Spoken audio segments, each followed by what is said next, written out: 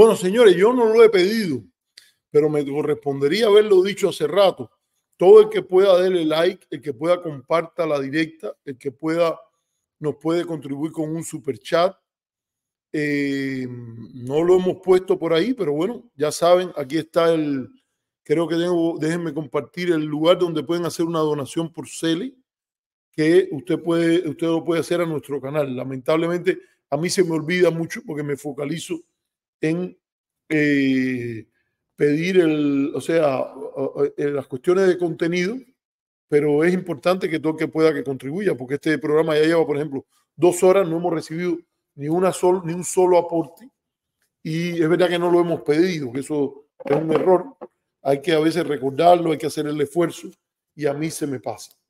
Bueno, señores, el día 2 de diciembre se conmemoró otro aniversario más de la muerte de Nelson Mandela. Y yo creo que es importante recordar a esta figura excelsa en la historia del mundo y la cual representó para Cuba un importante amigo, y Cuba fue un gran amigo de Nelson Mandela, y en apoyo a la lucha contra el apartheid. Pero él murió en diciembre 5, no en diciembre 2. Me equivoqué, ahora mismo entró la duda y lo busqué. Y yo creo que es importante recordar lo que él fue en el contexto de Cuba, de la participación de muchos cubanos en la lucha contra mira, muchas gracias a Investigaciones, nos ha hecho una donación de 4.99. Y en el caso de Mandela, mencionar el grupo de miles de cubanos que fueron a apoyar a la República Popular de Angola, primero en su lucha por la independencia para garantizar, para defender su independencia, y después en lo que se convirtió los países de la línea del frente, poniendo presión para que se democratizara, se abriera Sudáfrica. Toda su historia es una historia de un hombre muy coherente. Él escribió unas memorias que yo creo que todo verdadero demócrata, todo verdadero hombre del finales del siglo XX, principios del siglo XXI, debe hacer un esfuerzo y leer y tratar de entender lo que significa un hombre de sus principios, de sus ideas. Fue un hombre que nació en pleno mundo colonial, en medio de un país donde en su plena juventud se adopta, se consolida el sistema de supremacía blanca a partir de la separación que entraña el sistema conocido como el apartheid, y viniendo de una familia de cierta prominencia. Su padre era un notable dentro de su grupo. Su padre muere y él es enviado a vivir con la familia de un rey, el jefe de una tribu. Ahí conoce ahora no recuerdo el nombre del jefe de la tribu, el rey. Mandela se suma a vivir dentro de esa familia, aprende mucho del rey, de ese grupo. Él parece que vive casi todo el tiempo, a él le ponen el nombre de Nelson ahí, porque él se llamaba Roiguala, Roilanga, un nombre así, déjeme ver, porque yo tengo aquí un libro que habla sobre eso, lleno de fotos. Déjeme decirle que yo entre las cosas que estoy más orgulloso es que la televisión sudafricana hizo un sitio web con artículos dedicados desde todas partes del mundo a Mandela cuando Mandela murió, y uno de los artículos, el artículo que cogió, yo puse Cuba cuando mandé el artículo, y el artículo mío lo tomaron ahí. Y entonces, bueno, aquí está, déjeme ver si lo puedo mostrar un poquitico. Ese es el pueblo donde él nació. Ese es el pueblo donde Mandela, ese es el pueblo donde Mandela nació. Y era un hombre muy rebelde, un hombre de su sector, valiente, a partir del ejemplo que le da este jefe, él se va con Justice, que es ese que es como su hermano de crianza, él se va a estudiar en un colegio de misioneros, aprende muy bien el inglés, las leyes, etcétera, en un lugar que se llama Fort Hare. Se escribe Fort Hare, posiblemente se pronuncia Fort Hare. Y bueno, se opone a la discriminación. Lo fuerzan originalmente a que él se tenía que casar con una mujer en el pueblo aprobado por su jefe, pero él decide, él y Justice se van a la ciudad y ahí él se integra al mecanismo del African National Congress, el Congreso Nacional Africano, y conoce a dos de sus más importantes lugartenientes, que van a ser Oliver Tambo y Walter Sisulu. Él ahí, a partir de ahí, la primera esposa de él está emparentada, no recuerdo si es hermana o prima de Walter Sisulu, se llama Evelyn, es de donde nace Tembi, su primer hijo, y después él empieza ya a luchar contra la segregación y por la democratización en Sudáfrica. Yo no voy a hacer la historia completa, pero él eventualmente rompe una tradición del Congreso Nacional Africano, que era luchar a través de la desobediencia pacífica, la desobediencia civil, y empieza a abogar por la lucha armada en las condiciones que tenía el régimen del apartheid. Yo recomiendo que hay varias películas sobre él. Hay una que creo que se llama Si es Cry Freedom, algo así. Mendive, si puede, búscame la biografía la autobiografía de Mandela. Y bueno, hay varias biografías, una de ellas de Anthony Sampson, que es muy buena. Y bueno, la recomiendo. Incluso hay una serie de diálogos que hacen con él. Ahora no me acuerdo el nombre, hay un libro de diálogos de la gran científica Jane Goodall sobre temas de éticos y todo eso. El hombre que hace esa entrevista, ahora no me acuerdo el nombre, él hace una entrevista también con Mandela. Entonces, ¿qué pasa aquí? Que yo creo que es importante mencionar. Él se une al grupo Lanza de la Nación. Yo no voy a decir el nombre en idioma africano, pero ahí en ese grupo él empieza a planificar la lucha armada, pero la organización es penetrada muy fuertemente. Sí, es Nelson Rolihlahla, Long Walk to Freedom es el nombre de y estaba diciendo yo Cry Freedom, no, Cry Freedom es un libro sobre la guerra civil americana. Este es Long Walk to Freedom, un libro bastante grande, pero que es muy ilustrativo de la vida de Mandela. Y Mandela busca apoyo donde está toda la lucha contra el colonialismo en África, y particularmente busca diferentes alianzas, entre ellas viaja a Tanzania y Argelia, donde hay una voluntad descolonizadora, fuerzas de izquierda que apoyan.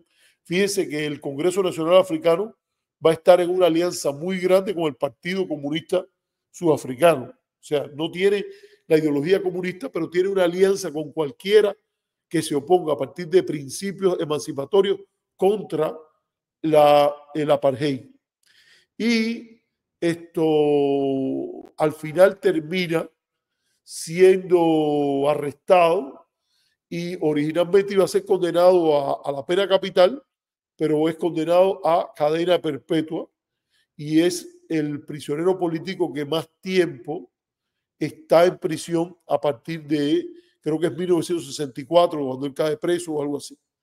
y inicia un proceso que él va, incluso desde dentro de la cárcel. Él le gustaba mucho el boxeo, incluso cuando vino a Cuba él quería ver a Teófilo Stevenson porque Teófilo Stevenson era una representación de el boxeo cubano. Él boxeaba mucho ahí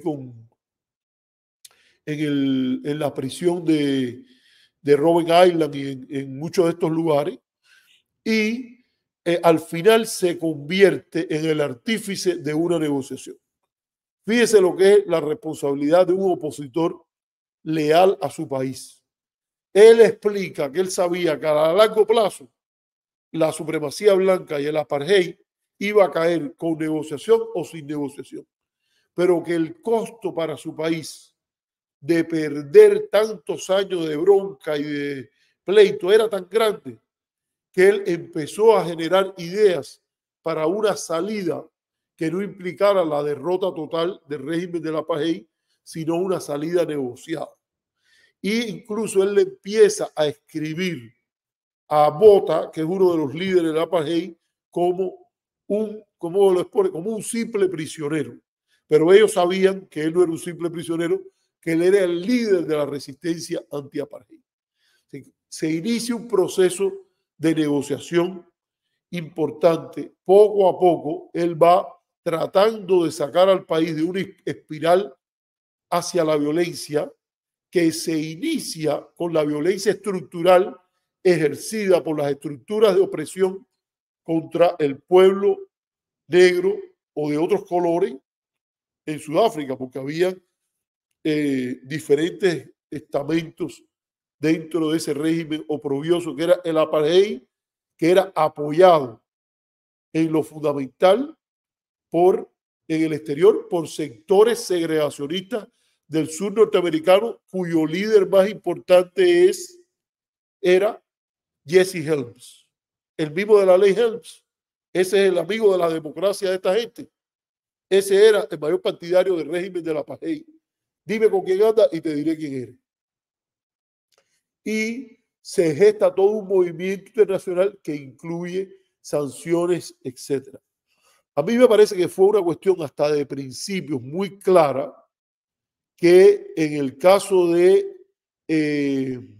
Mandela, cuando, mire, aquí hubo un artículo que yo le recomiendo a algunos porque está escrito con mucha, yo escribía un tiempo atrás para el Huffington Post en el área de Latino Voces y voy a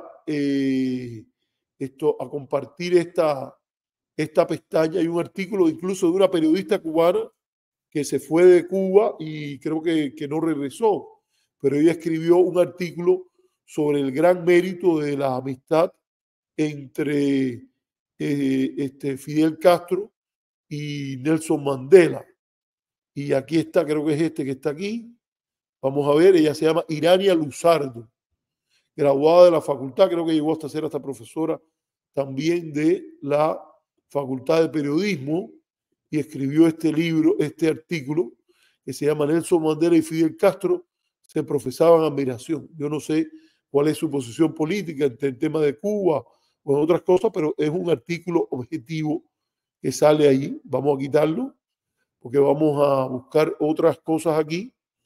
Y cuando un elemento que muestra su convicción es que cuando él sale de la cárcel, él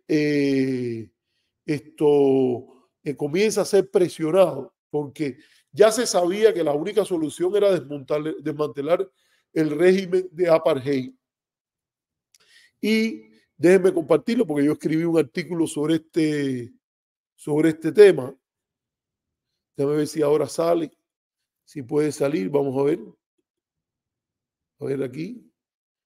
Este fue el artículo que escribí en inglés, uno de los que escribí en inglés, que se llama Mandela, Miami and Cuba, la historia real.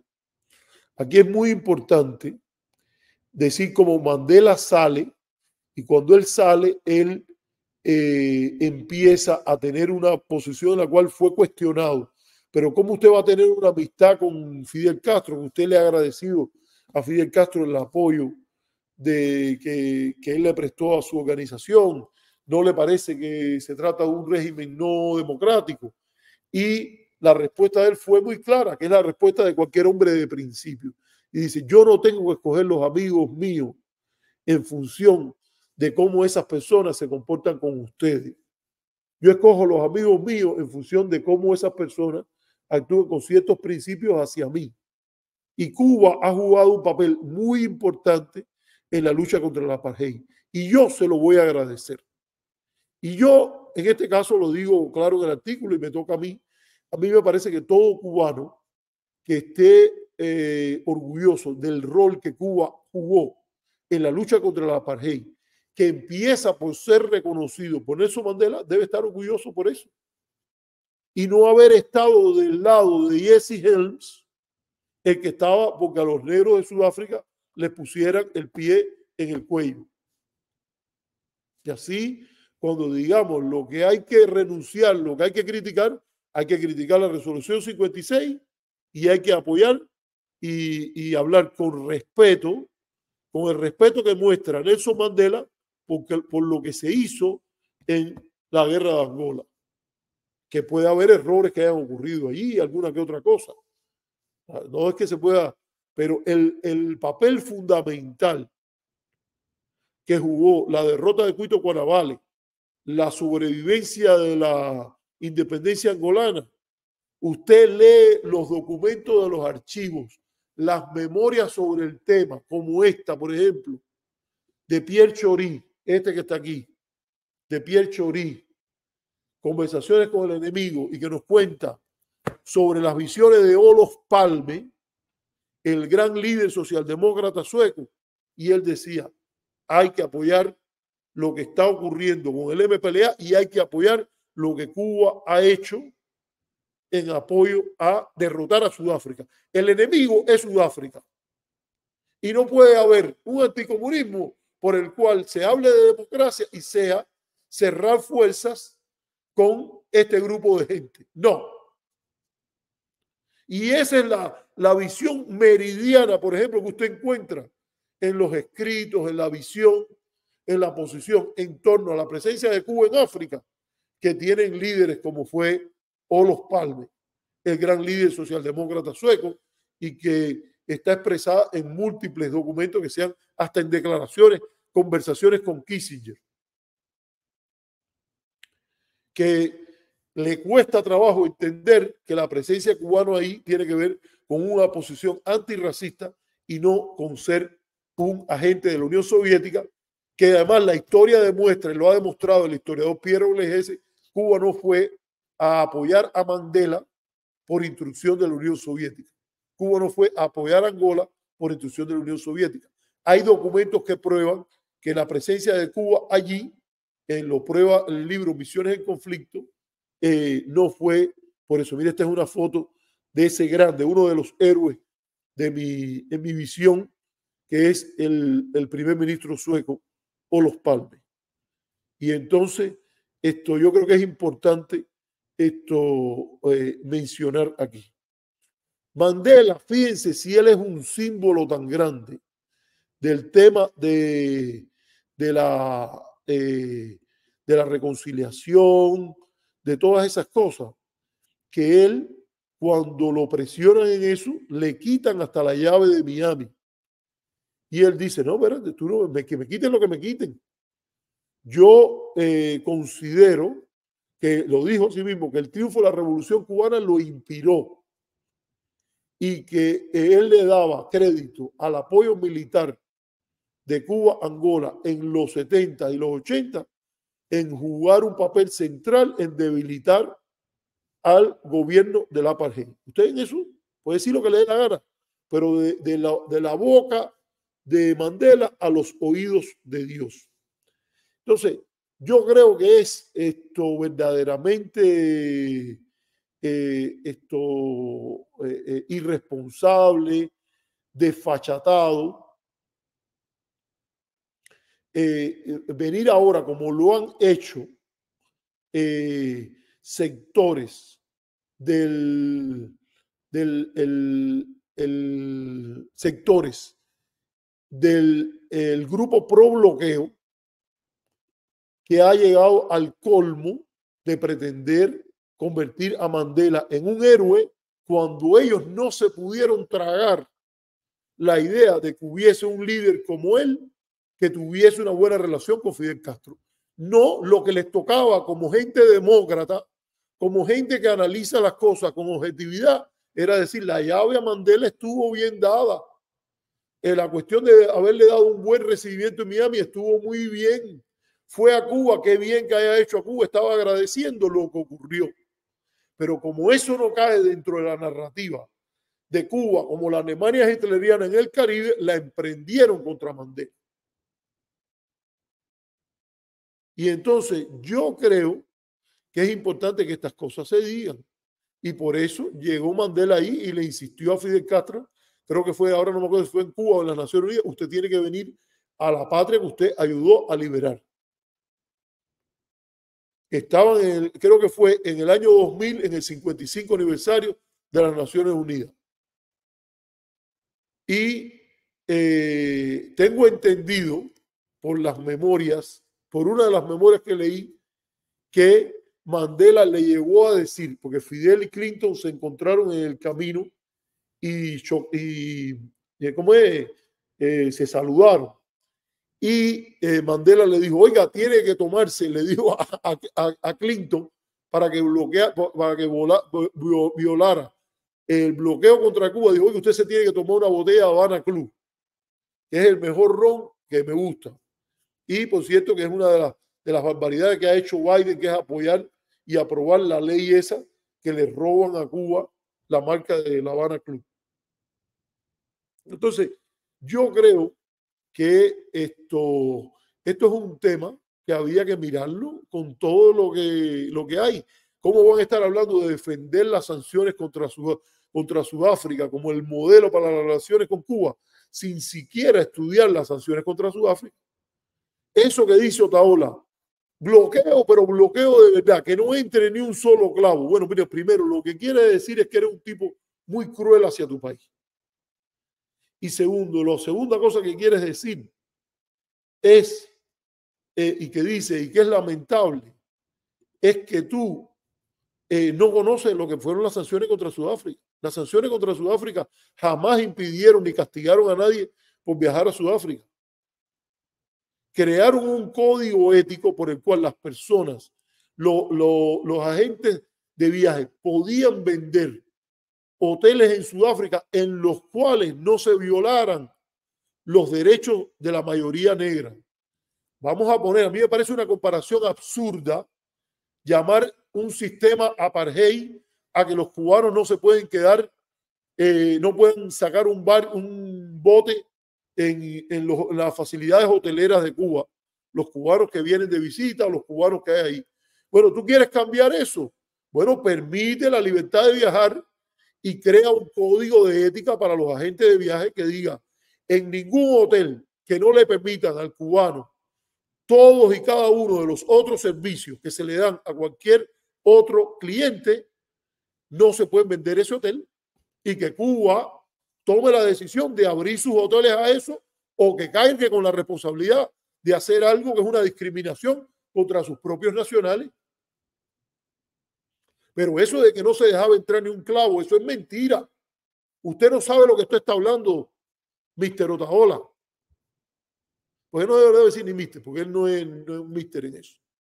Entonces, yo creo que eso es importante mirarlo, porque se está haciendo una falta de respeto. A veces hablan de Sudáfrica y del mérito y de no sé qué y de la conciliación y no se aplican la idea. Fíjense qué realismo. Un hombre que sabía que ese gobierno colapsaba y le escribió una carta desde el modesto prisionero Nelson Mandela, dispuesto a dialogar para ver de qué manera podemos sacar a este país del atolladero que tiene. ¿Dónde están los líderes opositores que empiecen a actuar así y que digan, no, mira, levanta todo el bloqueo completo y nosotros vamos a jugar un papel central en quitar el bloqueo, en quitar la guerra económica, para poder exigirte con toda autoridad que tú tienes que hacer las reformas que te tocan y abrir al país y cumplir con los requerimientos que tiene la Declaración Universal de Derechos Humanos? ¿Qué es lo que dice la alcaldesa? Esta es la la Levin Cava, ¿no? Déjame ver. Sí, no, este fue el alcalde Alex Penel. Fue antes, en ese momento. Bueno, se tuvieron que disculpar porque lo que hicieron no tenían ninguna razón en lo que hicieron. La emprendieron, le aplicaron el litmus test, porque desde la idea de que se trata de que Cuba es la Alemania hitleriana, nadie puede tener ninguna relación. Bueno, Cuba no es la Alemania hitleriana, tiene problemas, ha cometido abusos, tiene problemas, pero no partan de ese falso diagnóstico, que es lo único que les sirve a ustedes para su aspiración de revanchista, de llegar al poder y recuperar las propiedades que perdieron. Y no quieren reclamar la propiedad más importante que perdieron, que es la responsabilidad por haber creado una revolución ahí de las clases dominantes en ese país antes de 1959, porque las revoluciones no ocurren por gusto. Y eso hay que resolverlo entre cubanos, no del lado ni apoyados en una legislación que es heredera de la enmienda Plaza, que es la ley Helms-Burton. Entonces, yo creo que es importante rescatar todo eso y leer, ser cultos para ser libres, informarse qué tipo de sanciones hubo contra Sudáfrica, ya que las quieren poner. Y no hablar esa tontería y esa barbaridad de decir que no entre ni un solo clavo como a Sudáfrica. A Sudáfrica no entraba un solo clavo, a Sudáfrica entraba tecnología de primera. Sudáfrica llegó a desarrollar hasta armamento nuclear. Y nadie fue castigado por pasar tecnología nuclear a Sudáfrica, incluyendo Israel, que en mi opinión hizo muy mal en hacer eso. Entonces, ¿de qué diablo están hablando? Están hablando bobería. No se informan y se ponen a hablar esas cosas. O sea, hay que rendirle homenaje a ese hombre. Y yo creo, fíjense si el ejemplo de Mandela es tan grande, que cuando, y esa analogía de Cuba y el régimen de la Pajey es tan falsa, que incluso cuando, primero, Mandela tiene una historia que es fundamental. En eso viene de la tradición de Cincinnati y George Washington. Él hizo su periodo presidencial y después se retiró a la vida privada y fue, antes que todo, un líder moral. Como hay que aprender de eso, como tiene que aprender de eso el liderazgo revolucionario y cualquiera que quiera ser líder en Cuba, límite de mandato para todo el mundo, renovación del liderazgo, respeto por la opinión del que discrepa, principios basados en la Declaración Universal de Derechos Humanos, no es coger los derechos humanos para hacer un bate pelota para darle en la cabeza a aquel con el que tú discrepas. Fíjate si eso es importante, que cuando Fidel Castro visitó Sudáfrica, dijo: Mandela no será recordado en la historia por sus 27 años consecutivos en prisión, ni tampoco por nunca abandonar sus ideas.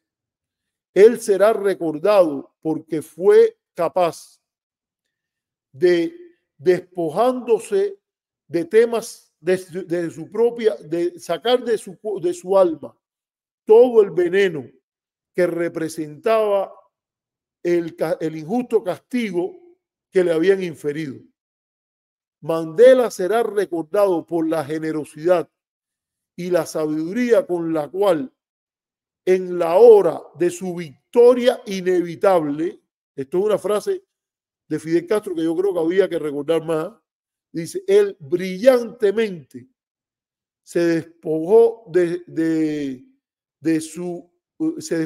él brillantemente lideró a su sacrificado y heroico pueblo, conociendo que la nueva Sudáfrica no podría jamás ser construida desde el odio y la venganza.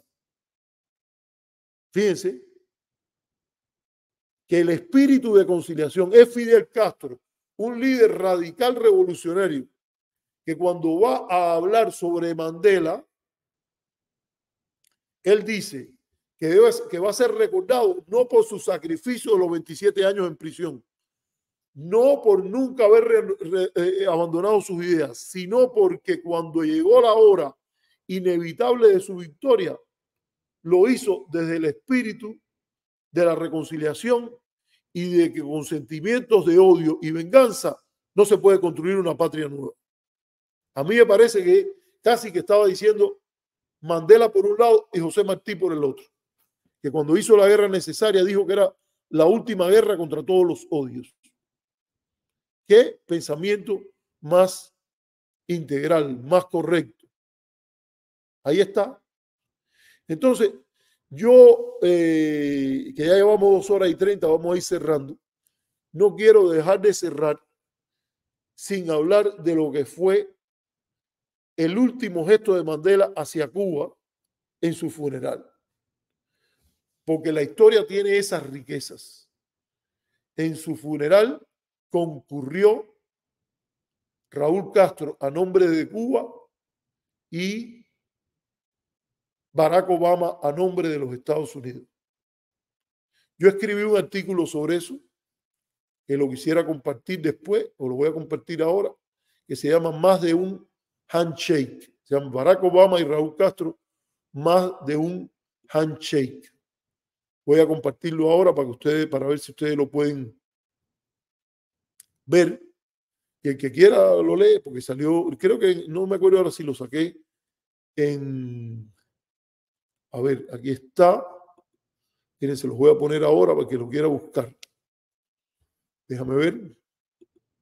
Lo subo. Barack Obama y Raúl Castro, More than a Handshake. Fue muy interesante lo que cuenta Ben Rhodes, el asesor de Obama, que en el viaje a Sudáfrica, él se le acercó y le dijo al presidente Obama, qué altura la del presidente Obama, qué contraste con los que se dedican a denigrarlo. Se paró y dice que Ben Rhodes le dijo, usted sabe que se va a encontrar con Raúl Castro, que es un invitado de honor en Sudáfrica. Ya Obama había ido a Sudáfrica y allá se había encontrado que le habían pedido hasta la liberación de los 5. Para que vean esto, el Congreso Nacional Africano le pidió, oye, mira, haz algo para esto, resuelve el problema con Cuba. Cuba es un gran país, abre camino. La democratización de Cuba no viene por la política de hostilidad. Y entonces la respuesta de Obama es, sí, yo sé que eso va a pasar. Y dice una cosa muy sintomática, como debe iluminar esa frase de Obama.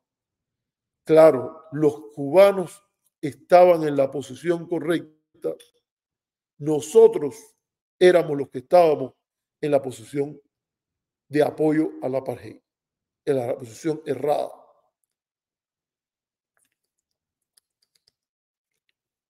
Se refiere a la administración Reagan, porque Obama se afila sus colmillos en política cuando en la Universidad de Columbia y en Occidental College él se une a la posición contra el apartheid, a la campaña por el boicot contra los productos del apartheid, etc.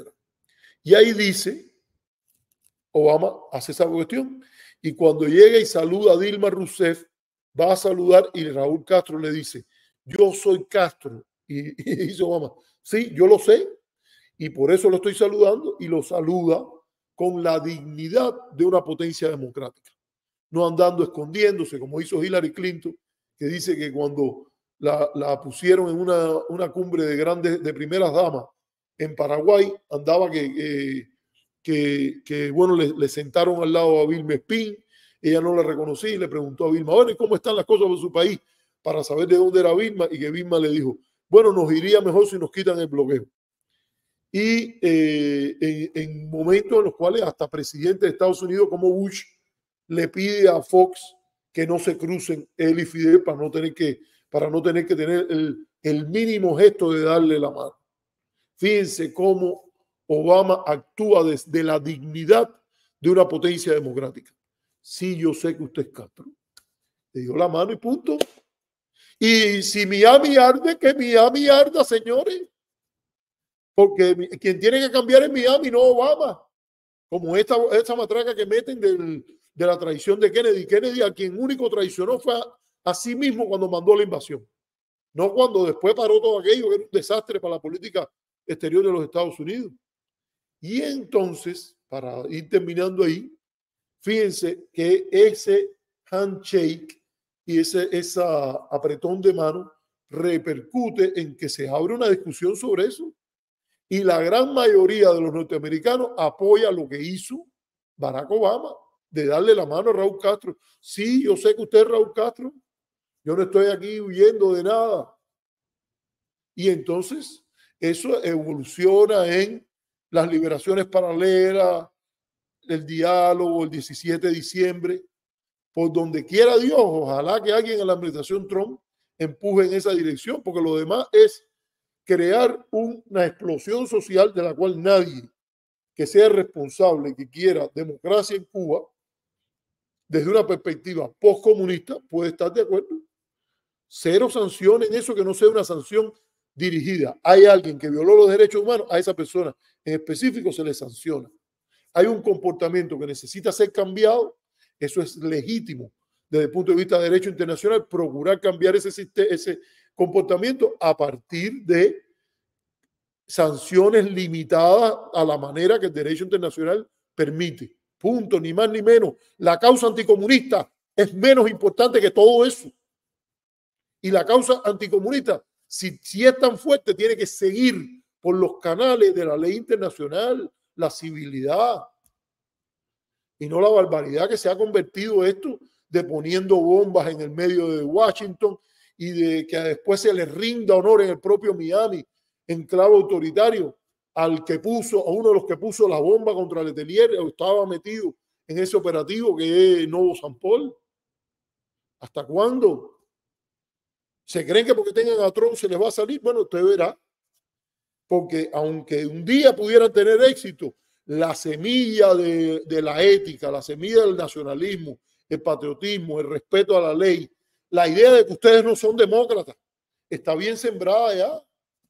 Y siempre va a haber quien va a aparecer, y quiera Dios que no empiecen a darle tiros en la nuca a todos los traidores que hayan participado en ese tipo de conducta, de abogar sanciones contra la familia y contra su propio pueblo.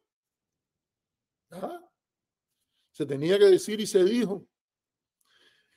Entonces, señores, ya llevamos 2 horas 37 minutos 53. Esto lo vamos a fracturar, lo vamos a picar. Pero bueno, no podía pasar el 5 de diciembre sin rendirle honor a Mandela como lo lleva, rescatando su pensamiento, lo que dijo, no lo que alguien se imagina que él hubiera dicho si nosotros hubiéramos actuado diferente, que no sé qué, no, lo que dijo. Y el papel que tuvo Cuba en el apoyo al que estaba en la razón. No eran la gente del régimen apartheid, de duro anticomunismo, de guerra fría a partir de la supremacía racial blanca. No, era Mandela. Y los que estuvieron bien fueron los que apoyaron a Mandela en ese punto.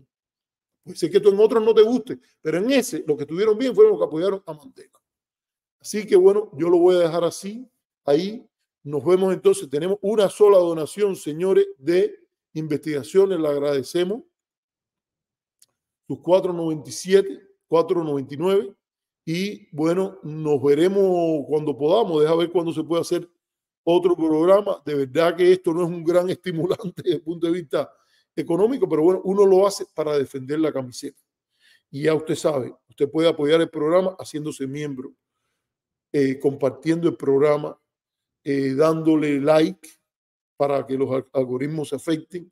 Cuando salgan las partes, también divúlguela, y así llegar a más personas con una visión que procura, primero que todo, la objetividad y el compromiso con aquel mensaje de que solo la verdad nos hará libre y que hay que discutir primero que todo ideas.